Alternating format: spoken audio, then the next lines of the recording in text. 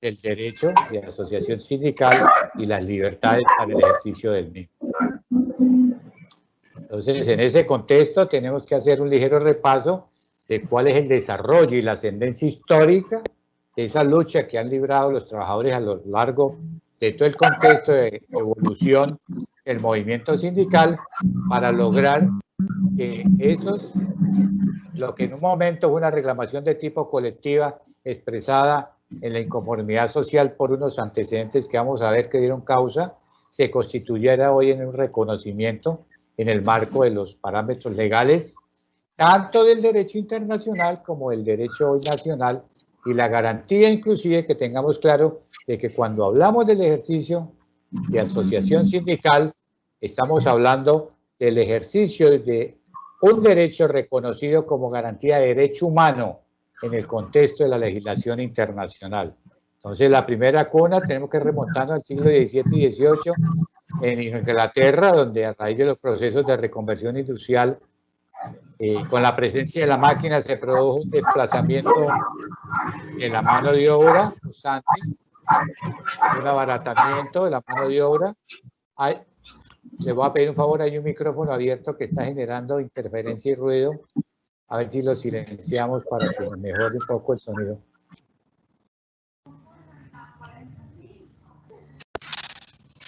Gracias. Entonces decíamos que ese aspecto que se dio en Inglaterra, donde la gente, a raíz de la aparición de la máquina y la implementación ya de un proceso industrial, produjo un desplazamiento de mano de obra, el Estado llevó abaratamiento de los costos laborales, la gente ya tenía que trabajar más tiempo para tratar de ganar algo que se ajustara a sus necesidades, no existía una jornada laboral establecida, no existían garantías de ningún tipo al trabajador, si quería ganar tenía que trabajar en forma desmedida, no había ninguna garantía en términos sociales y ello pues fue propiciando el inconformismo, las acciones que se fueron dando, reclamación de orden colectivo, que condujeron finalmente a que fueran de hecho produciéndose algunas formas organizativas para sumar esfuerzo y exigir entonces en su momento algunos mínimos parámetros que hicieran de ese trabajo ya algo en una condición que al menos tuviera un tinte de digno. Posteriormente de ello, pues vino lo que fue el proceso, igualmente en Alemania, vino la Revolución Francesa, 1789, aspectos que alimentaron aún más la necesidad de establecer unas garantías de reconocimiento de las libertades del ser humano y particularmente de las libertades del hombre como trabajador, como persona, pero además como trabajador, visto ya desde el punto de vista de una actividad dignificante para el desarrollo del ser humano y su contexto social. Posteriormente vino el caso en los Estados Unidos, ¿sí? Ya un contagio que se daba y se produjeron también los primeros brotes de inconformidad y de reclamación motivados en lo que estaba sucediendo en el mundo por parte de los trabajadores. Desafortunadamente en Estados Unidos, obviamente que hubo episodios tan lamentables como el que dieron paso al 1 de mayo, donde 5 dirigentes sindicales en una reclamación que hacían de una empresa McCormick fueron judicializados, inclusive algunos llevados a la horca, tildados de haber generado una serie de actos que reclamaban en su momento condiciones laborales, señalados de haber generado un caos que terminó en unas explosiones, en una gran movilización que hacían, y esto fue lo que dio el paso a lo que se denominó entonces la conmemoración de ese 1 de mayo. La lucha se daba en ese momento luchando justamente junto la clase que había empresarial, que desconocía los derechos, que había una marcada explotación respecto a la mano de obra y que no había ningún tipo de garantía. Entonces, el inicio de esa etapa de capitalismo, ¿sí?, donde primaba el famoso dejar hacer y dejar pasar, ¿sí?, y luego la implementación desde el liberalismo clásico de convertir en ese momento al trabajo como un elemento más de la mercancía, sometido a la oferta y la demanda del mercado, pues obviamente lo alejaba de la posibilidad de que se constituyera en un derecho como tal. ¿Sí? Entonces, a partir de este contexto histórico se generan procesos profundos, se agudiza la explotación de la mano de obra, y ello deriva en conflictos que cada día se tornan más agudos, que cada día generan más expresiones, buscando entonces que hubiesen la oportunidad de lograr efectivamente que tras esos hechos se generaran algunos derechos. Recordemos entonces que, haciendo un resumen, para ese momento no existía ¿qué? Una jornada mínima legal, no se había establecido ningún tipo de prestación social, ni siquiera se conocía, no existía una seguridad social, no existía protección a la infancia o adolescencia en lo que correspondía al trabajo, y entonces los derechos de asociación, negociación y huelga eran prohibidos, al plano tal incluso que su ejercicio era castigado con penas de cárcel, incluso hasta la muerte, como sucedió con los 5 dirigentes que fueron llevados a la horca en su momento. Esta situación entonces desencadenó en agudos conflictos y ya de manera global, que obligaron entonces a los estados a procurar algunos parámetros de tipo legal para alguna regulación que permitiera también a los empleados generar algunos espacios de concesión hacia los trabajadores en procura de buscar una condición dignificante. Entonces ya se empezaron a hablar de salarios, ¿sí? Se empezó a hablar también en su momento de jornadas de trabajo, se empezó a hablar de lo que eran las prestaciones sociales, ya se hablaba entonces de la necesidad de legalizar el reconocimiento de instituciones básicas del derecho del trabajo que hoy todavía se mantienen y que se conocen. Entonces, esos antecedentes desde la Revolución Industrial de 1760 han marcado la praxis histórica del proceso que ha venido desarrollándose para lograr entonces esos aspectos que hoy se tienen en el mundo del trabajo, que parten de lo que es entonces la garantía de que los trabajadores pudieran agruparse, asociarse, para que de esta manera se pueda establecer entonces lo que son los conflictos colectivos del trabajo, que ustedes van a ver en detalle, y como consecuencia de ello se puedan mejorar las condiciones sociales, económicas y prestacionales de los trabajadores, partiendo de que lo que otorga la ley son unas garantías mínimas, ¿sí?, respecto a lo que es la relación trabajo-capital.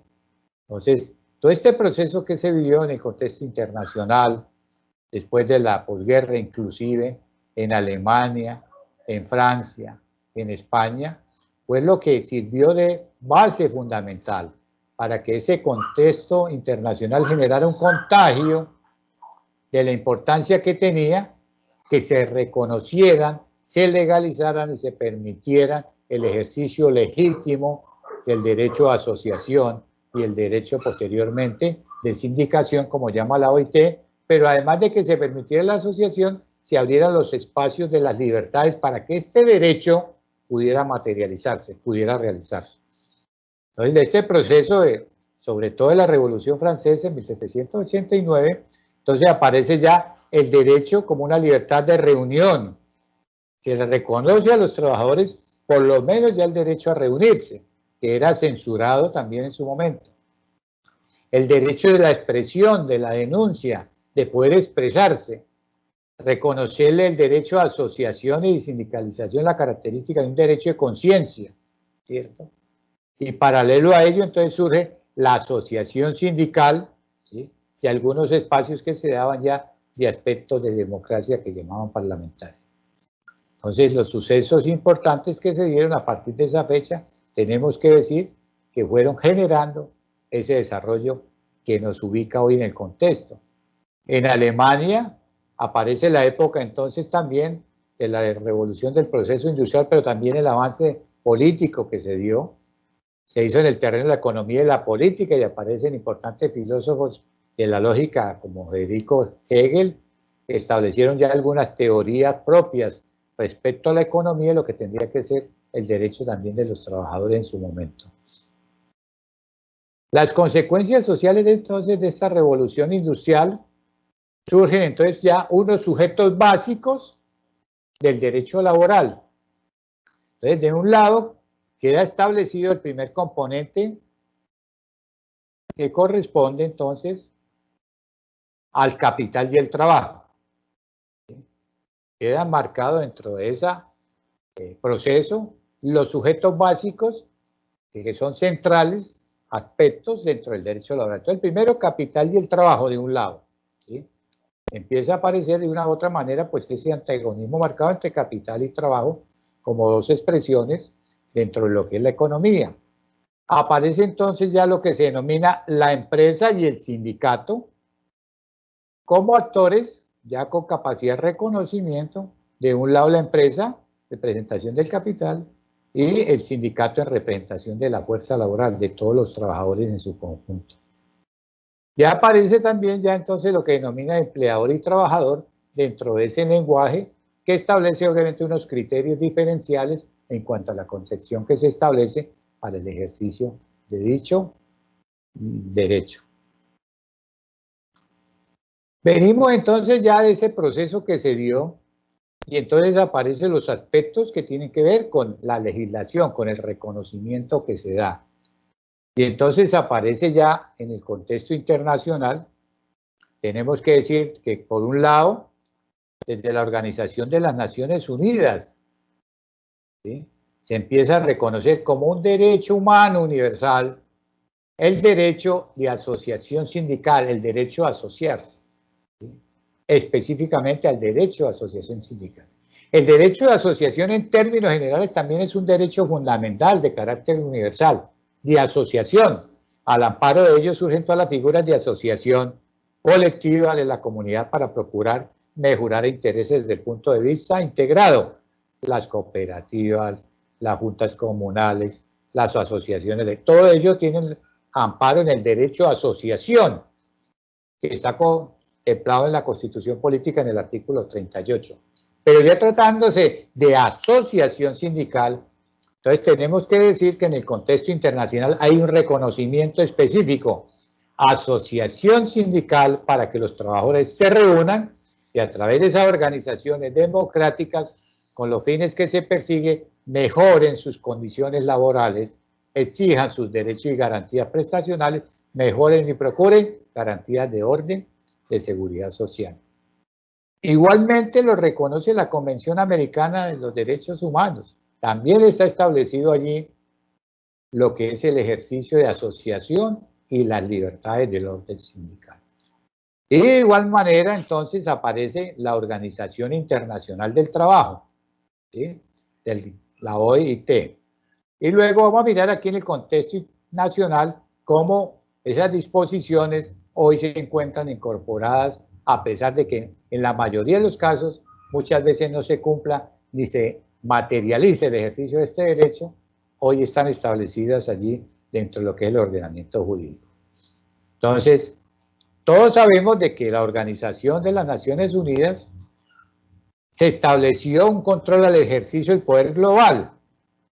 Se dio una dimensión diferente y surge un organismo supranacional en los asuntos mundiales que se encarga específicamente de los derechos humanos. Esa es la función esencial que tiene la Organización de las Naciones Unidas, ¿sí?, supranacional en lo que corresponde a los asuntos de la defensa de los derechos humanos. Y es allí en la declaración donde se establece el derecho a asociación sindical y las libertades para su ejercicio.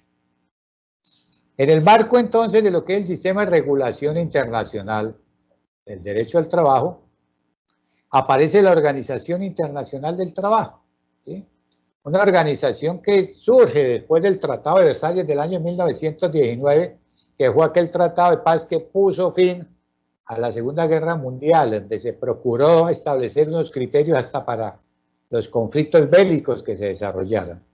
Y entonces, a partir de ese momento, de ese Tratado de Versalles, se establece entonces de que se hace necesario abolir las prácticas que violentaban no solo los derechos laborales del hombre, sino también de los derechos fundamentales humanos, para que no volviera a suceder inclusive lo que sucedió en los campos de concentración en la Alemania, como Auschwitz, donde se llevaban a los trabajadores y se ponían a laborar hasta que se agotaran y luego sufrían la pena capital allí, ¿cierto?, donde no existían derechos reconocidos en materia de derechos humanos para esos trabajadores, ¿sí? Se reflejó entonces la convicción de que la justicia social es esencial para alcanzar la paz universal y permanente. Fue la conclusión a que arribaron todos los estados. Y parte de lograr esa paz universal se logra a través de las garantías efectivas que estamos estudiando y desarrollando. Entonces, su constitución de la OIT en 1919 surge entonces de la Comisión de Trabajo establecida por la Conferencia de Paz en su momento. ¿Cuál fue el resultado entonces de allí? Que aparece entonces de la OIT,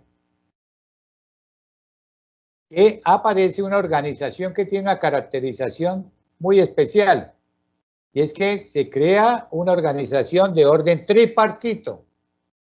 Es decir, que esa organización está compuesta por trabajadores a través de sus representantes en las confederaciones internacionales.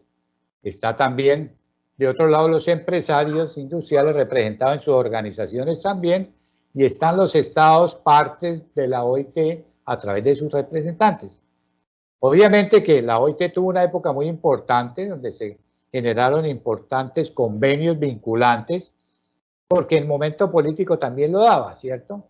De una u otra manera, muchos países hacían acuerdos con los trabajadores a través de las organizaciones sindicales e imponían en un momento dado una mayoría, y ese entonces daba paso a esos convenios reivindicatorios de los derechos del trabajo.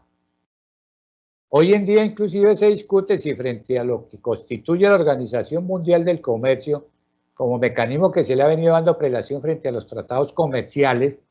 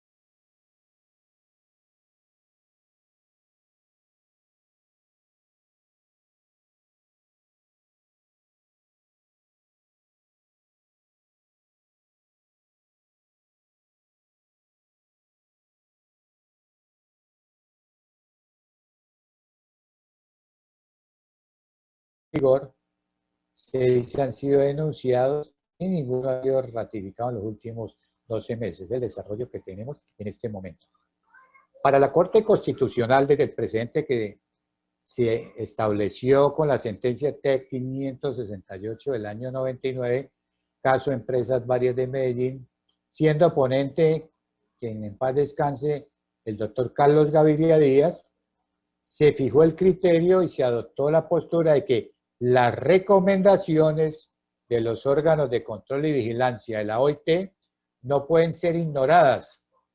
Significa ello que cuando resultan de actuaciones del Estado que son contrarias a los tratados internacionales aludidos en el artículo 93 superior, que son derechos humanos, se entiende entonces de que se genera lo que llama la Corte una triple obligación en cabeza de los estados, ¿sí? Es decir, las recomendaciones de la OIT en materia de derecho a asociación, libertad sindical, garantías protectivas, el ejercicio pleno de la negociación colectiva, ¿sí? Cualquier recomendación que se realice es vinculante para el Estado colombiano. Señaló la Corte, deben ser acogidas y aplicadas por todas las autoridades administrativas. 2, deben servir de base para la presentación de proyectos legislativos, ¿sí? No se pueden impulsar, según la doctrina constitucional, proyectos de ley que no se tenga en cuenta que puedan en un momento dado contradecir o enfrentar o contraponerse a un convenio internacional debidamente ratificado. Y tercero, orientar el sentido y alcance de las órdenes del juez de tutela debe impartir para restablecer los derechos que han sido violados o amenazados, como en el caso que se planteó en su momento por parte de la OIT. Hasta aquí hay preguntas, dudas, inquietudes sobre el tema.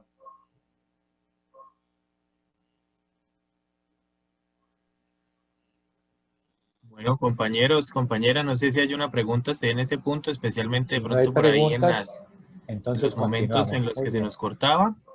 Si hay alguna duda, bien puedan.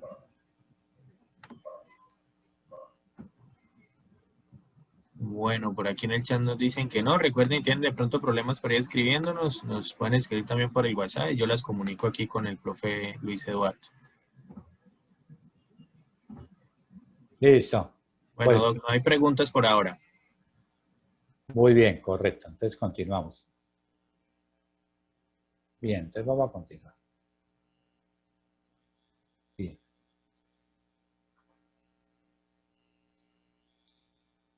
Entonces, vamos a ver entonces en esencia lo que es el derecho de asociación sindical y el derecho colectivo. En Colombia el derecho colectivo del trabajo se divide en tres partes que tienen que ver, uno, el derecho laboral sindical, ¿sí?, que tiene que ver con la reunión de los trabajadores, la decisión de crear su sindicato, la conformación del sindicato, el trámite, el registro del sindicato, las garantías de las cuales gozan los trabajadores a partir de ese momento, las garantías protectivas forales. Dos, el derecho normativo del trabajo en lo que tiene que ver con la contratación colectiva, que es lo que tiene que ver con las convenciones colectivas, los pactos colectivos y los contratos sindicales como figuras insignias. Y tres, lo que tiene que ver con los derechos del conflicto colectivo, es decir, el desarrollo de la negociación colectiva del trabajo y la manera de resolverlos y cada una de las etapas que ustedes irán a ver.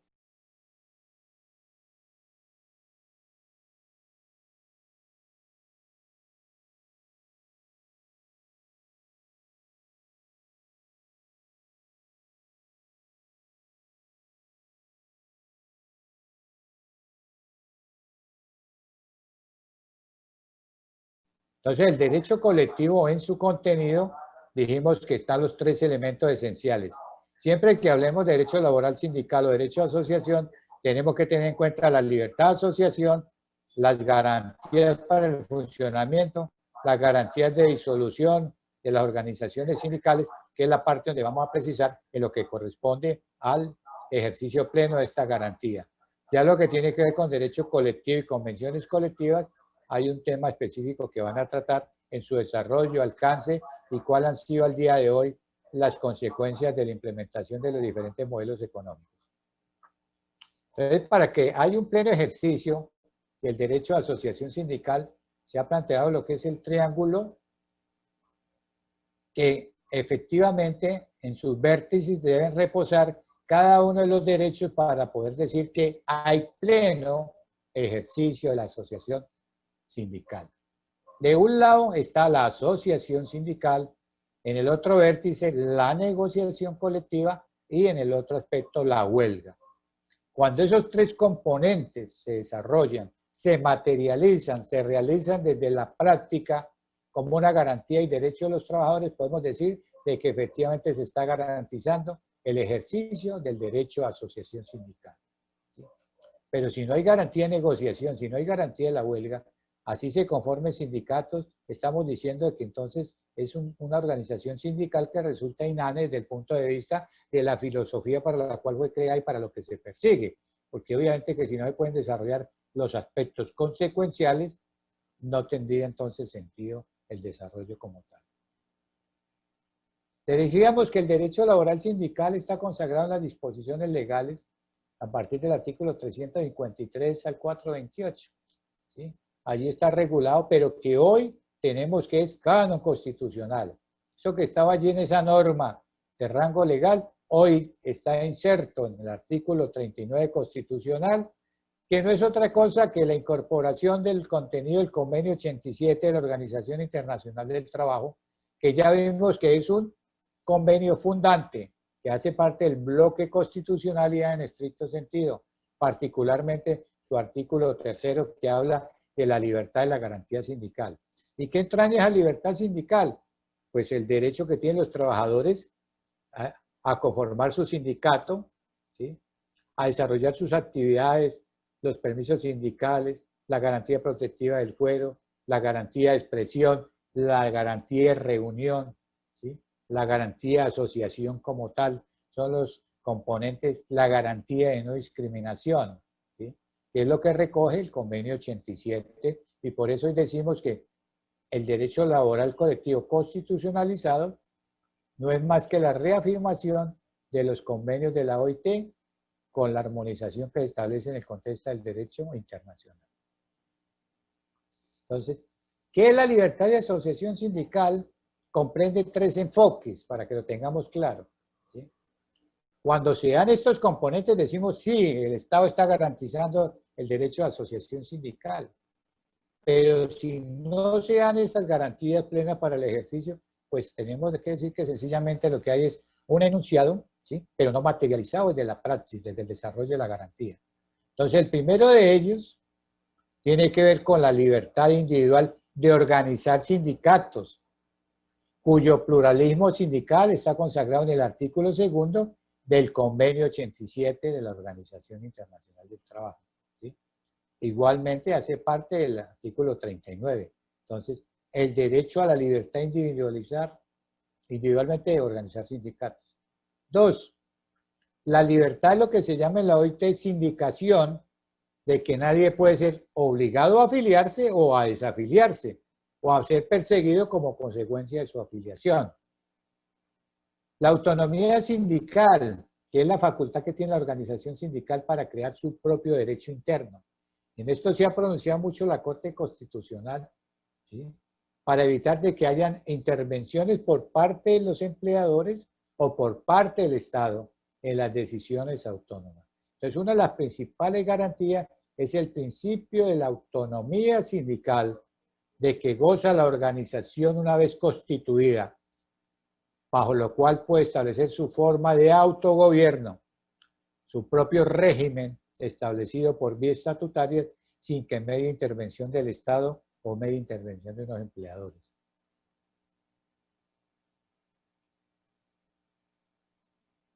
Este componente y este complemento que decíamos, que es el derecho de negociación, huelga, pues tiene también relación directa con el convenio 98, pero no eso lo vamos a detener porque es un detalle que ya tiene establecido una charla para ese tema.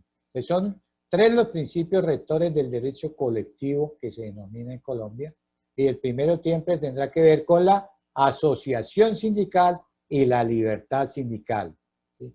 3, la sujeción al derecho internacional, ¿sí? Siempre estará sujeto el derecho de asociación sindical al orden internacional. Ya lo vimos a los convenios.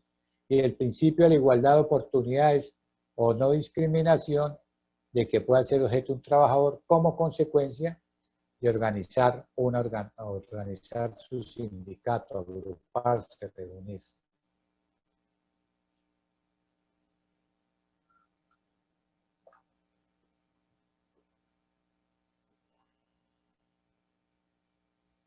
Entonces, el ejercicio de la libertad sindical. Siempre suya la idea básica de la libertad que amplifica el derecho con facultad autónoma, ¿sí? Es decir, todos los trabajadores cuando toman la decisión, ¿qué se requiere para conformar un sindicato? Primero, la decisión libre y autónoma de los trabajadores. 2, cumplir el mínimo, que lo vamos a ver, de trabajadores que se requieren. Y 3, reunirse y levantar el acta de constitución de la organización sindical, ¿sí? Esos son los tres elementos que hay que dan garantía de que existe libertad sindical, ¿sí? Es decir, la facultad de las organizaciones para autoconformarse y una vez conformada esa organización sindical, su capacidad independiente de autorregulación. ¿Qué se califica en Colombia como derechos o actuaciones que atentan contra el derecho de asociación sindical? ¿Sí? En Colombia está establecido lo que son las conductas que son atentatorias del derecho de asociación. Y ello conlleva que hayan sanciones pecuniarias, conforme lo prevé la Ley 50 del año 90, para aquella empresa o aquel empleador que obstruya o produzca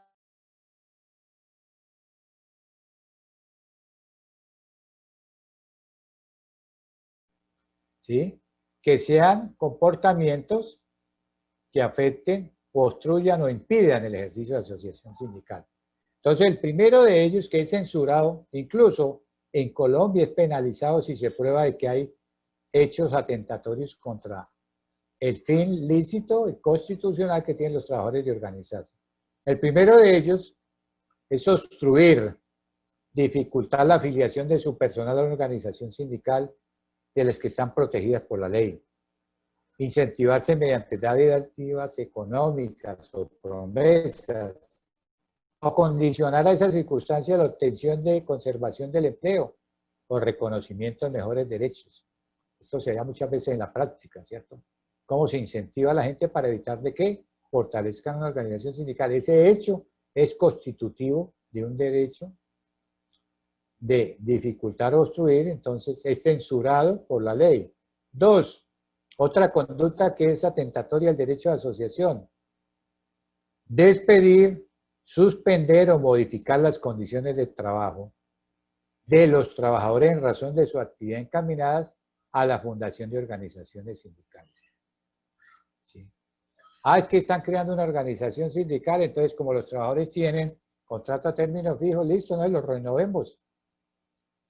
No se les renueva el contrato y como la ley permite que se le dé cumplimiento con la antelación de los 30 días si son contratos a término fijo, se presume entonces de que hay causa objetiva y se le da por terminado. Es una práctica que si se comprueba, ¿cierto?, de modificar o extinguir o modificarla, es censurable desde el punto de vista legal.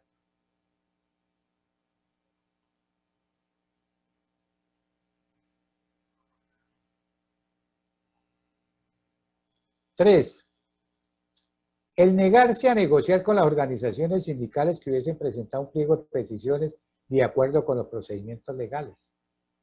Esto sucede frecuentemente en Colombia. Son innumerables las quejas de las organizaciones sindicales y por ende las sanciones que se imponen. La Asamblea de Trabajadores presentó el pliego de peticiones, como sindicato nombraron sus delegados para negociar, sin embargo, las empresas se niegan en muchos casos a recibir la comisión negociadora, desconocen la organización sindical. Entonces, en ese caso, el negarse a negociar con las organizaciones sindicales que hayan presentado un pliego de peticiones constituye un hecho que es atentatorio contra el derecho a asociación. Cuarto, despedir, suspender o modificar las condiciones de trabajo de su personal sindicalizado con el objeto de impedir o difundir el ejercicio del derecho a asociación.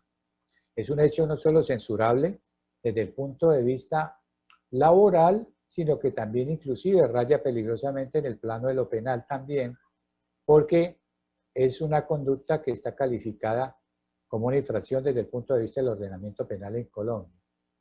Quinto, adoptar las medidas de represión contra los trabajadores por haber acusado, testimoniado o intervenido en investigaciones administrativas tendientes a comprobar la violación de esta norma.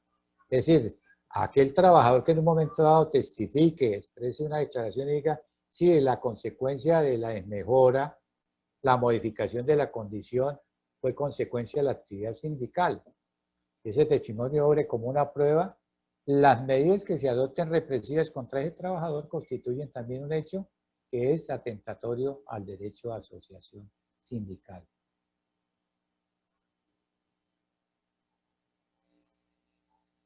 Hay unas limitaciones para el ejercicio de asociación sindical, ¿no? Veíamos de que entonces la ley 1453 del año 2011 reformó el artículo 200 del Código Penal y allí se estableció, oído, desde el punto de vista de la norma penal, la violación de los derechos de reunión y asociación, quien impida o perturbe una reunión lícita o el ejercicio de los derechos que conceden las leyes laborales o tome represalias con motivo de la huelga o reunión legítima, incurrirá en pena de prisión de 1 a 2 años y una multa que puede ser de 100 a 300 salarios mínimos legales mensuales. Vemos de que hay ya, si bien es cierto es una pena de 1 año, 2 años, pero ya hay una actuación desde el punto de vista penal, ¿sí?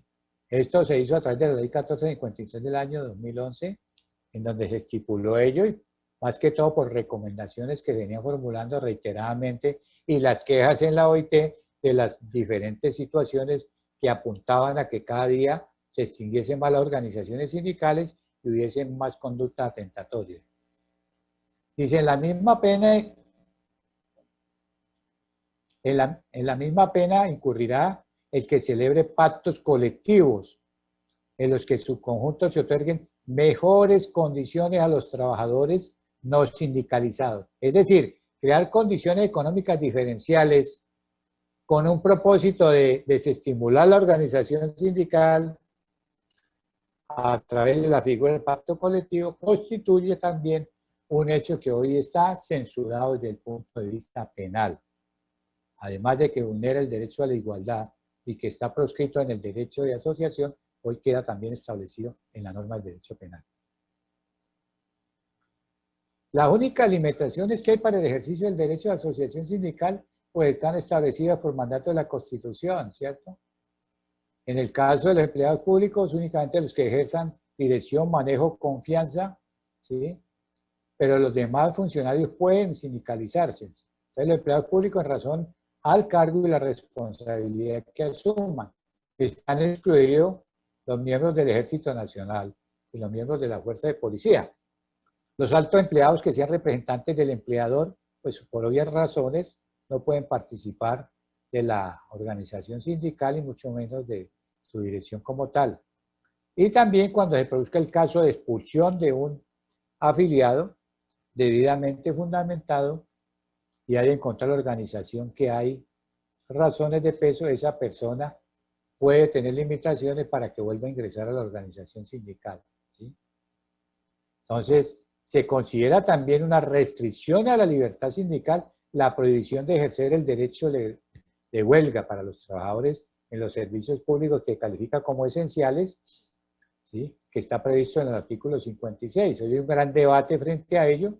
Cuando aborden el tema, la parte del derecho colectivo, yo creo que van a abordar esta parte de que hoy hay una gran discusión entre qué es un servicio público esencial, porque el Congreso de la República, cada vez que pide una norma, le han venido estableciendo de que es un servicio público esencial. Entonces, la Constitución dice, se garantiza el derecho de huelga, excepto en los servicios públicos esenciales, ¿cierto? Pero también dice, determinados por la ley. Al día de hoy no se ha expedido una ley que diga claramente que es un servicio público esencial, cuáles son, ¿cierto? Para poder en un momento dado limitar esa condición. Pero ¿qué sucede frente a los servicios públicos esenciales?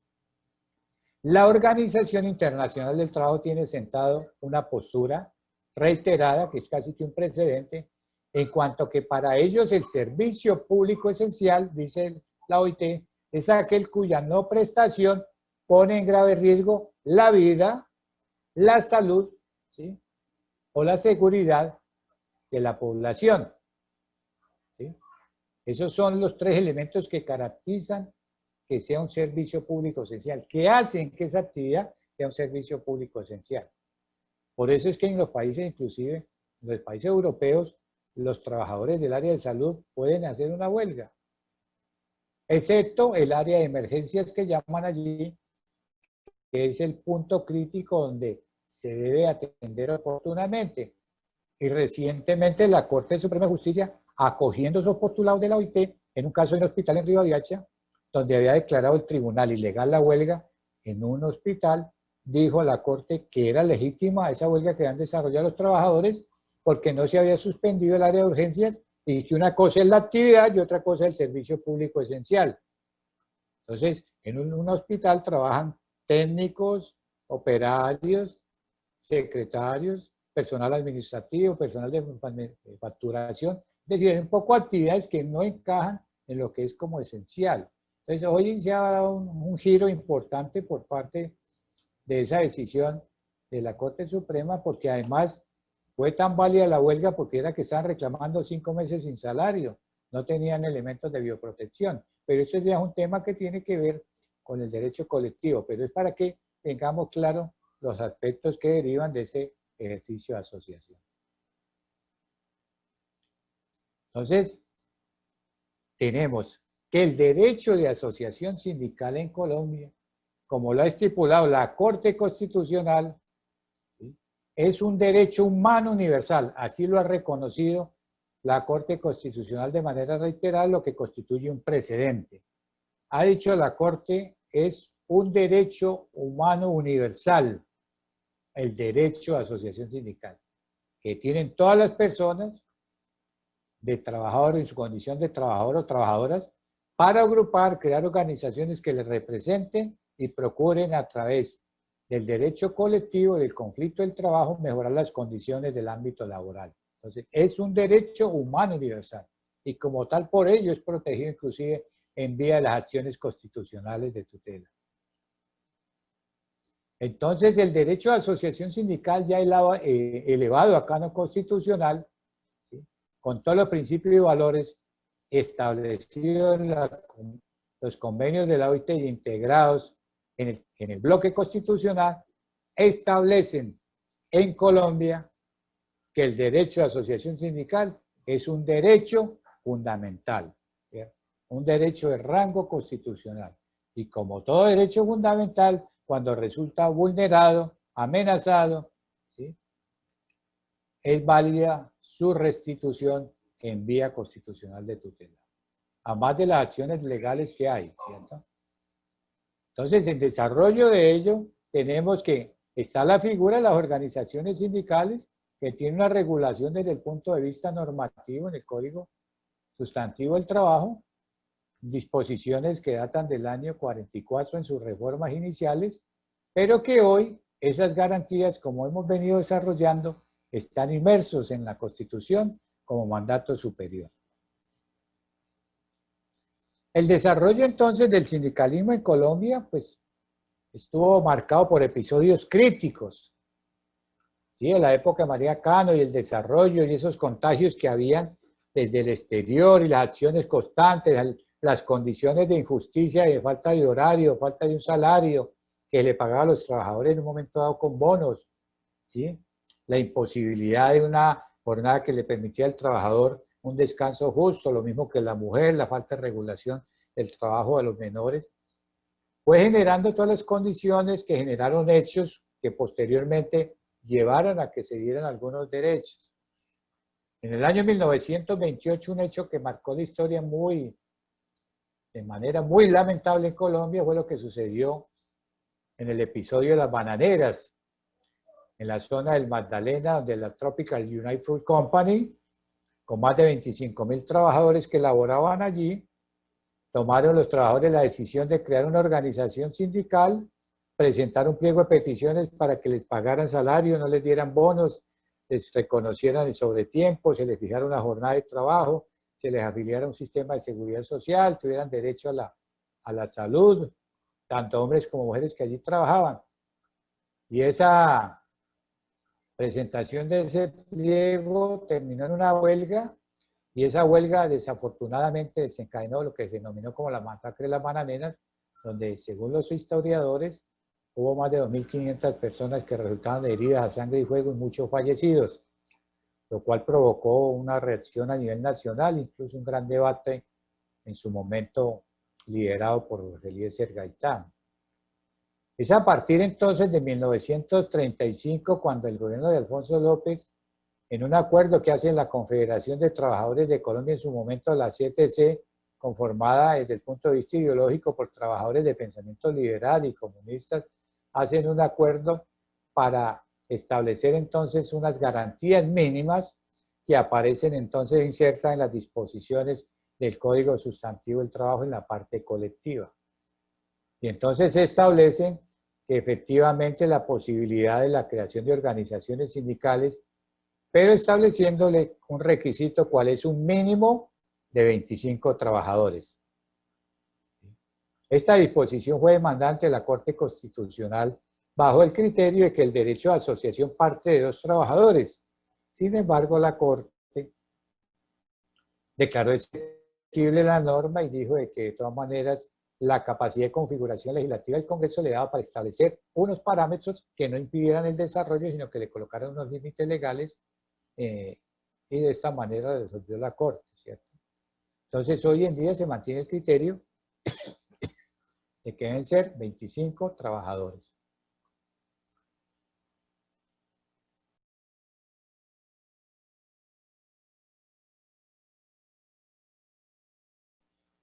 Igualmente, se establece que en la misma reunión o en sucesivas reuniones se pueden aprobar los estatutos.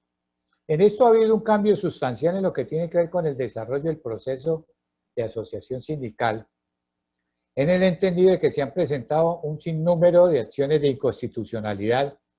Entonces, por eso vemos de que hoy el Código Sustantivo, gran parte de las disposiciones del derecho colectivo laboral han sido declaradas inconstitucionales por dos razones. Primero, que muchas disposiciones de ella fueron incorporadas en el Código Sustantivo, les decía, desde el año 44 y 45 y algunas inclusive bajo los estados de sitio.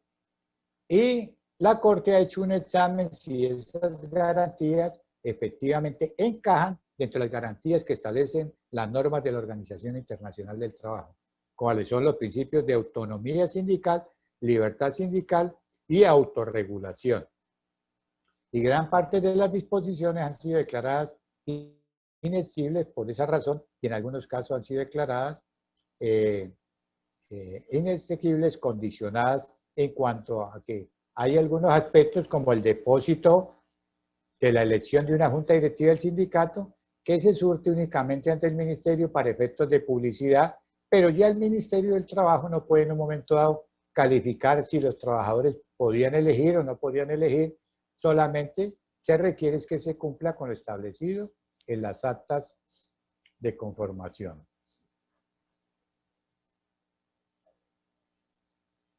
En Colombia, el día de hoy, está establecido 4 clases de organizaciones sindicales, ¿sí? Esta norma también fue demandada ante la Corte, pero la Corte confirmó que sí el gobierno, a través de sus organismos y el Congreso, puede regular lo que corresponde a la organización.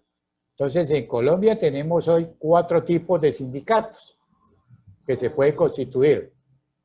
El primero de ellos, que es el sindicato que denomina de empresa. El sindicato de empresa, como su nombre lo dice, está compuesto por trabajadores, individuos que, de varias profesiones u oficios, que tienen una particularidad. ¿Cuál es? Que prestan sus servicios a una misma empresa. Por poner un ejemplo, se reúnen los trabajadores de la empresa Lácteos del Oriente y crean su sindicato. ¿Sí? Entonces, sindicato de trabajadores de la empresa Lácteos del Oriente. Independiente de su formación, su profesión o oficio, la caracterización es que le prestan sus servicios a una misma empresa. Están los sindicatos de industria por rama de actividad económica, que está conformado por individuos que prestan sus servicios, en este caso, en varias empresas, pero que tienen una característica, que son empresas de la misma rama de industria o rama de actividad económica. ¿Sí? En este caso, entonces, tenemos de que es ejemplo de ello. Los trabajadores del sector de la salud se pueden agrupar, los de Nariño, los de La Guajira, los de Cundinamarca, los de Antioquia. ¿Sí? ¿Qué requisito tienen? Que trabajen en unas entidades que presten el servicio de salud. ¿Sí?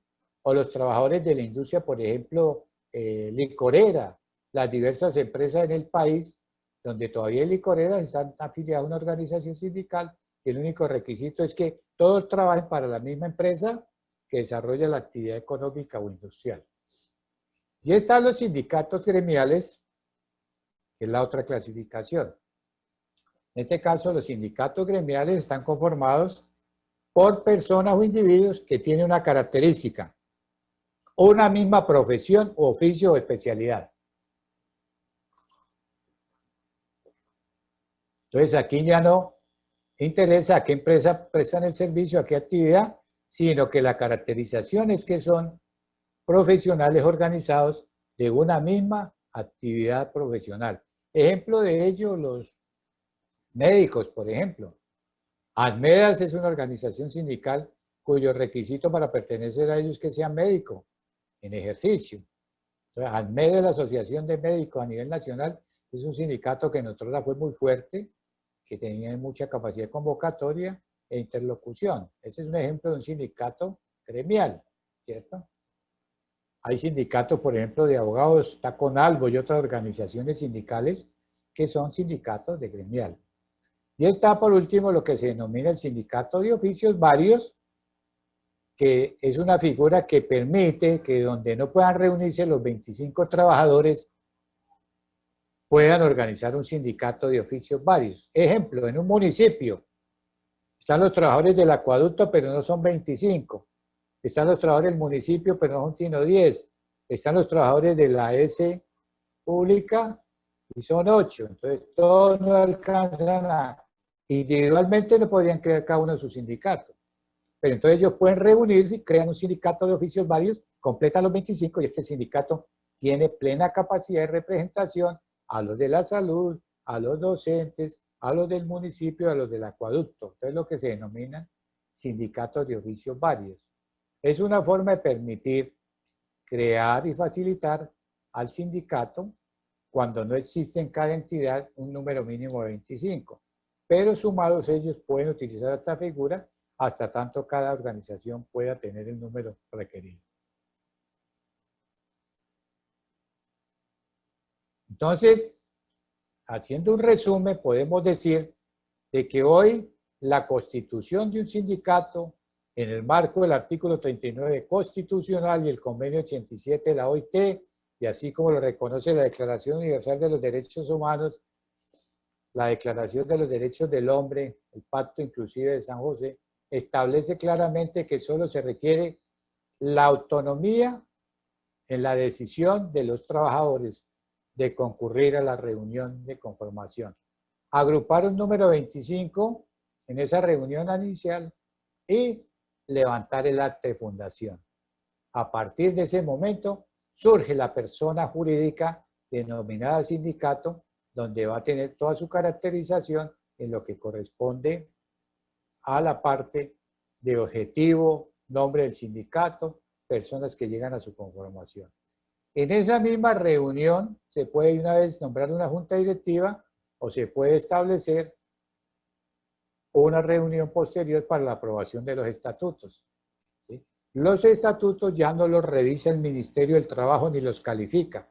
Los estatutos los aprueba la Asamblea y se depositan también en el Ministerio del Trabajo para efectos de publicidad o oponibilidad de un tercero que pudiese aparecer. Se discuten y se aprueban los estatutos, entonces en la misma reunión, o se hace una reunión posterior y se aprueban los estatutos y se nombra a la Junta Directiva.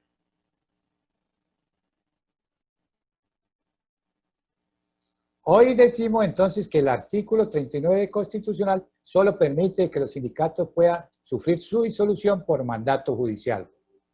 ¿Sí? No puede en vía administrativa. Entonces, la reducción de los afiliados, la causa objetiva que hay es que se reduzca el número de afiliados.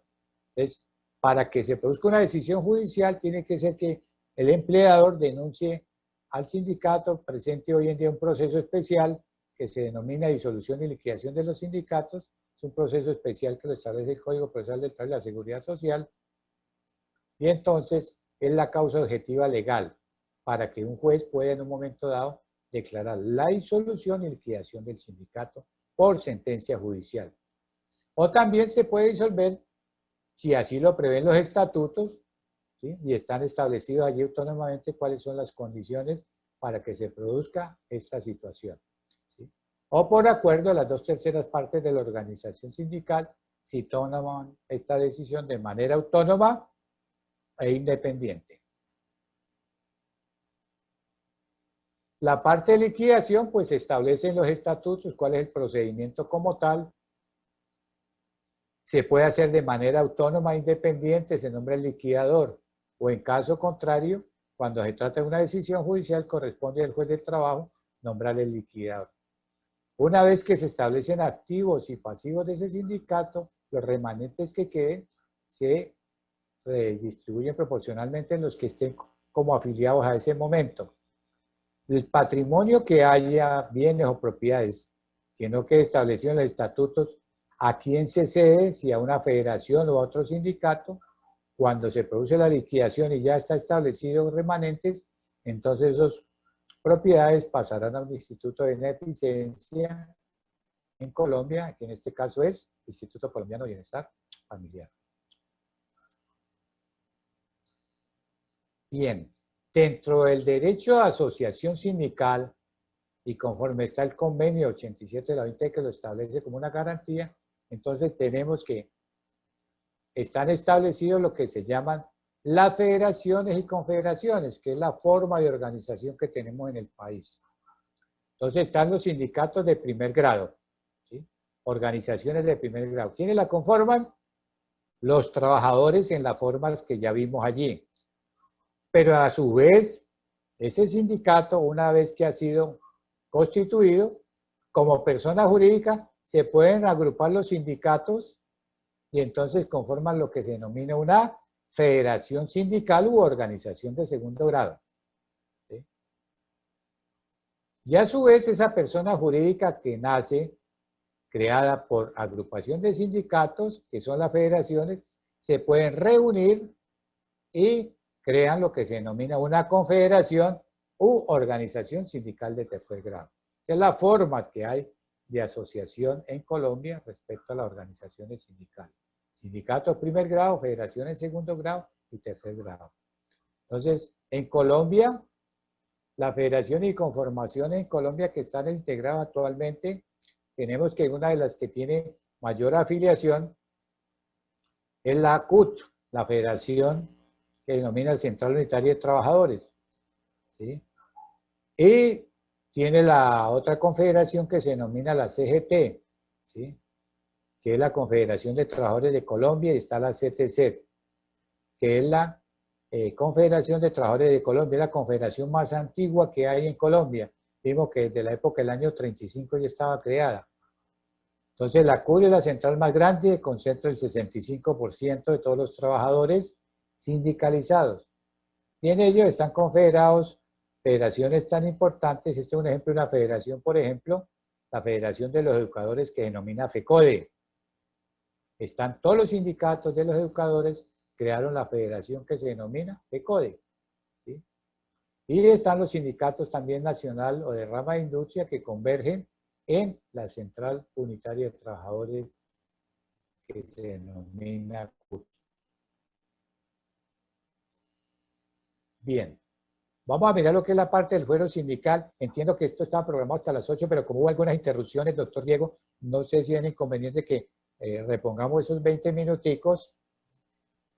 No sé qué opinan para concretar la parte del fuero. Esto, profe, sí, no hay problema. Claro, continuemos.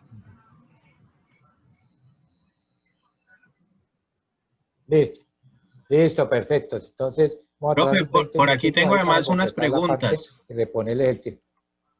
Por aquí tengo además unas dos preguntas, entonces su merced Listo, cuando entonces vamos a esté terminar con la parte. listo. Listo. Vamos a acabar con esta partecita que es lo de la garantía de protección respecto a la asociación que es el fuero sindical. Entonces, vimos que la Constitución Política en el artículo 39 reconoce el fuero sindical como una garantía para los representantes sindicales puedan cumplir su gestión, ¿sí? Para proteger al sindicato mismo. Esta es una figura del fuero sindical, una garantía del sindicato, ¿sí? Eso es una garantía, una prerrogativa que tienen los trabajadores derivadas del ejercicio de asociación sindical. Entonces, la regulación del artículo 405, que vemos que es una norma de otrora, hoy está reafirmada en la Constitución Política en el artículo 39. Entonces, ¿qué es fuero sindical? Esa es la garantía de que gozan algunos trabajadores, oído, de no ser despedidos, no ser desmejorados en sus condiciones de trabajo, ni trasladados a otros establecimientos de la misma empresa o a un municipio distinto, sin justa causa, pero previamente calificada por un juez del trabajo. En eso consiste la garantía del fuero sindical, ¿sí? Por su parte, la jurisprudencia ha reiterado que la garantía foral busca impedir que mediante el despido, el traslado o el mejoramiento de las condiciones de trabajo pues el empleador pueda perturbar indebidamente la acción legítima que la Carta Política reconoce a los sindicatos, a sus integrantes. Entonces, ¿qué trabajadores están amparados por el fuero sindical? ¿Quiénes gozan del fuero sindical? Entonces, nos encontramos que hay tres escenarios. El primer escenario son los fundadores de un sindicato. ¿Qué significa ello? Que esos 25 trabajadores o más que concurren decididamente en forma autónoma a crear un sindicato, desde el momento en que se produce el acto de constitución y se notifica al empleador, inmediatamente adquieren la condición del fuero sindical. ¿Sí? Tienen un periodo de protección hasta 2 meses después de que se produce la inscripción en el registro sindical sin que se exceda de 6 meses. Es decir, esos trabajadores que llegaron el día sábado, crearon el sindicato, levantaron el acta, informaron al empleador, todos los que estuvieron allí presentes, a partir de ese momento, gozan de la garantía de fuero sindical por un periodo máximo hasta 6 meses. Está lo que se llama el fuero de adhesión. Es que el sindicato se creó el sábado y llegaron 35 trabajadores, pero en esa empresa hay 60. El lunes se enteraron que se creó un sindicato y deciden afiliarse. Hacen la solicitud. Es decir, no estuvieron al momento de la fundación del sindicato, pero se afiliaron con posterioridad. Esos trabajadores entonces también gozan de fuero sindical de adhesión. Es decir, se afiliaron, pero todavía no se ha inscrito el sindicato, por lo tanto, quedan amparados con la garantía del fuero sindical. Los directivos que integran la junta del sindicato. Gozan del fuero sindical, entonces, los que resultan elegidos. La ley establece que son 5 principales y 5 suplentes, de que van a gozar de la garantía del fuero sindical. Pero bueno, uno pregunta, ¿y si el sindicato toma la decisión de pronto de crear una junta de 20, ¿podrían hacerlo? Sí, claro, podrían hacerlo, bajo el principio de la autonomía sindical. Pero ¿qué sucede? Para efecto del fuero sindical solo se lo van a reconocer a los 5 principales y 5 suplentes. Lo mismo que lo que denominan comités seccionales, que hay en aquellos sitios donde se crean sindicatos de industria, comités seccionales, que hay menos de 25, pero hay más de 12 trabajadores, entonces que lo que llaman los comités seccionales tienen derecho un trabajador principal y un suplente. Los trabajadores que hacen parte de lo que se denomina la comisión de reclamos. Estos trabajadores que hacen parte de lo que llaman comisión de reclamos está integrado por mandato de ley por 2 miembros de una comisión que se denomina estatutaria. Esas 2 personas gozan de fuero sindical, ¿sí? Al igual que los directivos. ¿Desde qué momento y hasta cuándo gozan de fuero sindical los directivos? Desde el momento en que resultan elegidos. ¿Hasta cuándo? Hasta que termine el periodo que ahí están establecidos los estatutos. Pero una vez que dejen la dejación del cargo, por mandato de ley gozan de 6 meses más adicionales. Es decir, si un trabajador terminó el 30 de noviembre su periodo como directivo sindical, que era por 2 años, y no quedó elegido nuevamente, ese trabajador, a pesar de que queda fuera de la directiva, va a gozar de 6 meses adicionales de fuero sindical por mandato legal.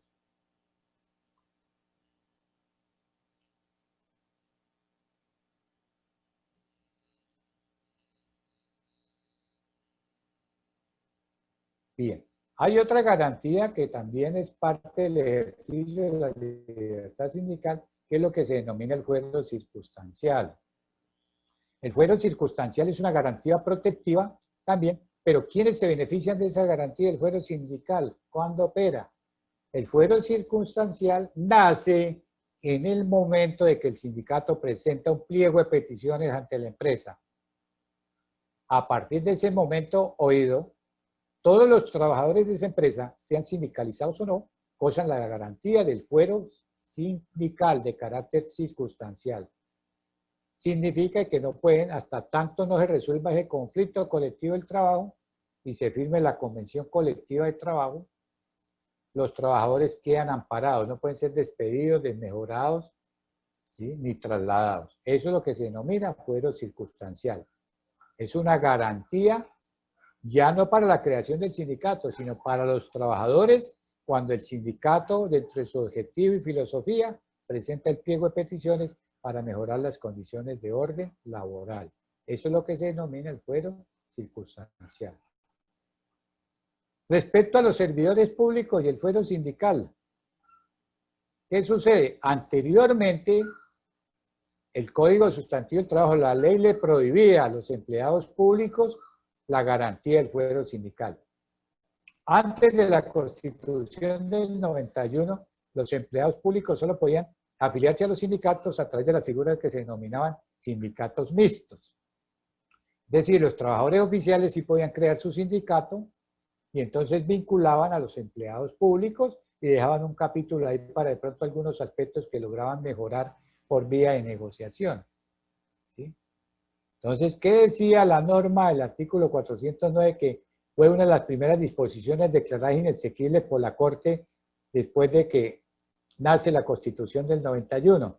Los trabajadores que sean empleados públicos, de acuerdo con el artículo 5 del régimen político y municipal, que desempeñen puestos de dirección y confianza o manejo, no tienen derecho al fuero sindical. La Corte Constitucional lo declaró inexequible en una sentencia C del 593 del año 93, por cuanto, ¿qué dijo la Corte Constitucional? Hay un nuevo mandato constitucional. El artículo 39 garantiza el fuero sindical a todos los trabajadores sin distingo alguno. ¿Sí? Luego, entonces, esta disposición estaba en clara contravía frente al nuevo mandato constitucional. Es decir, se produjo lo que denominamos la inconstitucionalidad sobreviniente y la Corte declaró inexequible y a partir de ese momento, entonces, todos los trabajadores, sin distinción alguna, gozan de las garantías del fuero sindical, ¿sí? Sean empleados públicos, trabajadores oficiales o empleadores del sector privado como tal, gozan de esta garantía protectiva que hace parte de las libertades del derecho a asociación sindical.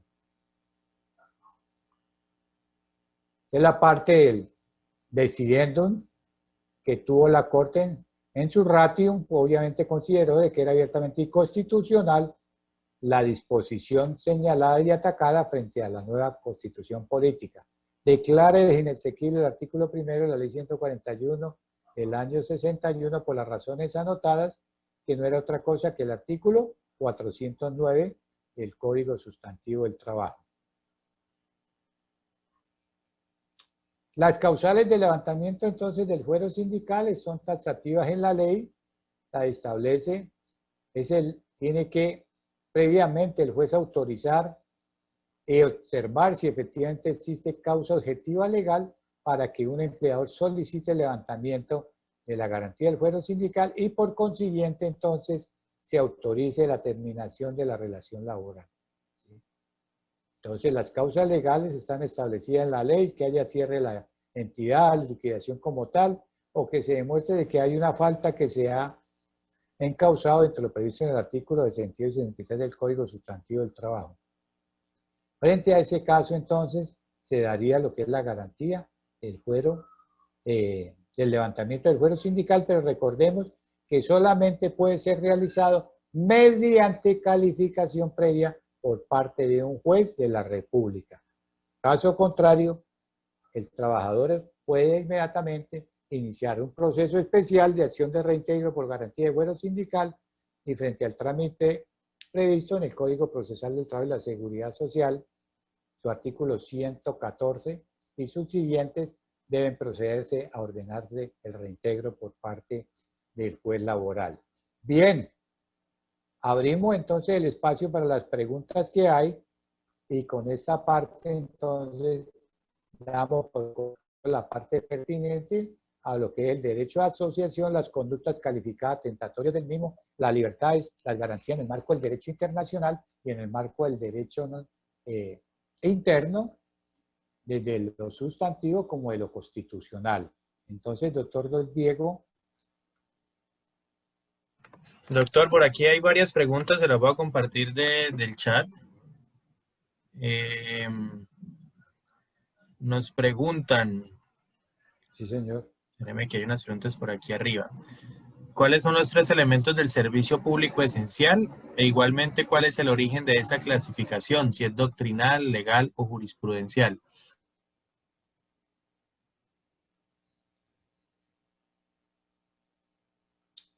A ver, los elementos del servicio público esencial, en este momento hay un criterio doctrinal, tomando como base lo expresado por la Corte Suprema de Justicia en la sentencia SL 1820 del año 2020, en razón a que la Corte ha cambiado y ha fijado un criterio retomando lo que está establecido en la Organización Internacional de la OIT. Entonces, ¿cuándo es un servicio público esencial?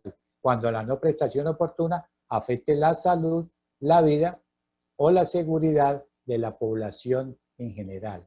Entonces, en este momento hay un proceso doctrinal porque pues, el Congreso de la República no ha definido claramente cuáles son los servicios públicos ni qué es un servicio público esencial. Hay un criterio del Código Sustantivo del Trabajo, por ejemplo, que dice que el servicio público esencial es toda actividad que sirva para estimular y fomentar la economía, ¿sí? Entonces, debe haber una norma por parte del Congreso que defina, de acuerdo a lo expuesto por la OIT que ha recogido Colombia en los convenios, que diga qué primero es servicio público esencial y dos, cuáles son las actividades que se pueden calificar como tal. Listo. Doctor, también nos preguntan. El origen de la clasificación en este momento es una postura. ¿Aló? ¿Sí? Escuchamos, doctor. Aló, se fue el sonido. ¿Aló? Doctor, le escuchamos. ¿Usted me está escuchando? Nosotros le escuchamos. Ahora sí. Veo aquí una pregunta que dice. Bueno. Ahora sí, ahí llegó la voz, el sonido otra vez. Dice, profe, ¿cuál es el proceso de constitución de una subdirectiva de un sindicato de carácter nacional o regional? Para constituir una subdirectiva cuando es un sindicato de industria, primero que todo, pues los estatutos tienen que autorizar la creación, permitir la creación de esa subdirectiva. Establecidos ya los estatutos como tal, sencillamente pues los trabajadores se reúnen, ¿sí? Con la formalidad que se requiere, los 25 que concurren, establecen el acta correspondiente, la creación, nombran la junta directiva como tal y proceden a efectuar el depósito ante el Ministerio del Trabajo y notifican a la empresa la creación de esa subdirectiva y quienes integran el cuerpo directivo. Con eso es suficiente para que tenga de una vez capacidad y eficacia legal la subdirectiva en cuanto a la representación de los trabajadores, tanto en vía administrativa como en vía también de reclamación ante el empleador. Ese es el procedimiento que hay.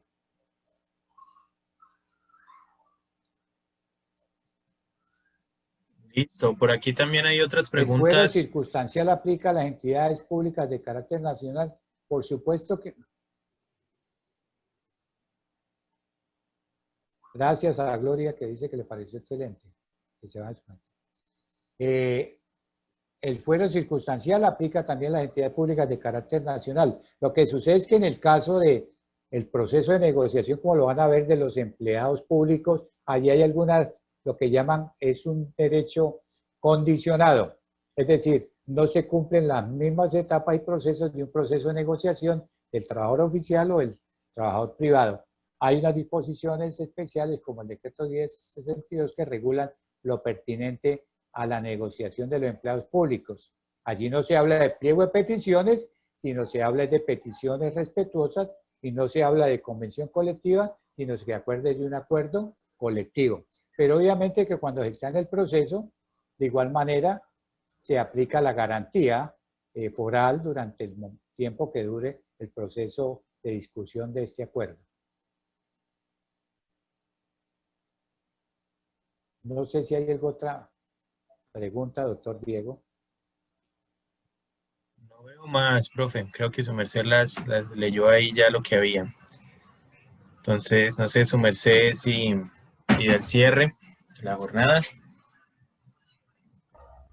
hay algo Qué más pena, yo tenía una preguntita. ¿Vale? Era si, pues, el doctor hablaba, pues, de de que, digamos, hay una limitante en referencia cuando estamos frente a un servicio público esencial, ¿sí? Que, digamos, no se podría, digamos, ejercer como ese derecho a la huelga. Entonces, quería saber, porque leí un poco que en algunos casos, y era como un ejemplo que él daba sobre en Francia, que separan ciertas actividades, pero digamos que las elementales siguen funcionando. Entonces quería saber, digamos, si acá en Colombia se han empleado esas mismas prácticas, como una huelga parcial, por decirlo así, o si, digamos, eso pues no se puede o es declarada ilegal.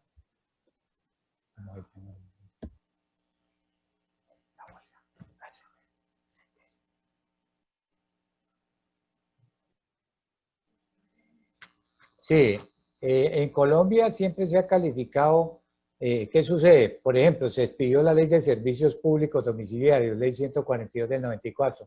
Entonces, de una vez se dice que los servicios públicos son esenciales y con agregar esencial existe una prohibición extensiva para que los trabajadores puedan desarrollar una huelga. Siempre ha sido censurada y Colombia ha sido requerida en cantidad de veces por la OIT porque a través de los diferentes recomendaciones como la 163 se le ha dicho que se debe garantizar ese derecho como tal. Respecto al tema que usted plantea, hoy en día hay una sentencia que yo les dije que es la Corte Suprema de Justicia en sala de casación laboral, que es quienes conocen apelación cuando se declara ilegal. Anteriormente la declaratoria de ilegalidad de una huelga la hacía el Ministerio del Trabajo o de un cese de actividades. El ministro de Trabajo tenía la posibilidad de emitir un acto administrativo y declaraba ilegal y a partir de ese momento se producían todos los efectos de despido de los trabajadores en vía administrativa o suspender. Resulta que a raíz de que la OIT vino requiriendo a Colombia, entonces aparece la ley 1210 del año 2008 y entonces se dijo que tenía que ser un organismo autónomo independiente. Entonces, hoy en día quien califica la legalidad o ilegalidad de una huelga o un cese de actividades es la justicia laboral en primera instancia, el tribunal en sus salas laborales y en segunda instancia la Corte Suprema. Entonces, en el caso de la Corte Suprema de Justicia, en su sala de casación laboral en la decisión 1620 del año 2020, determinó establecer de que acoge los principios del derecho internacional en lo que corresponde a la OIT en la concesión de lo que es el servicio público esencial. Y fue un caso de un hospital en Río de Hacha, donde le habían declarado ilegal la huelga realizada por los trabajadores y la Corte dijo que era legal en el entendido de que diferenció entre lo que es actividad de esa institución con servicio público esencial. Y la Corte Suprema de Justicia, de manera clara en esa decisión, la 1680, estableció entonces de que una cosa son las actividades que se desarrollan al interior de en este caso, una AS pública, un hospital, y otra cosa el servicio público esencial. Y entonces dice la Corte, en este caso, el servicio público esencial encaja en lo que es el área de urgencias, que de no atender al paciente que llega se puede exponer la salud, la vida o la seguridad de esa persona.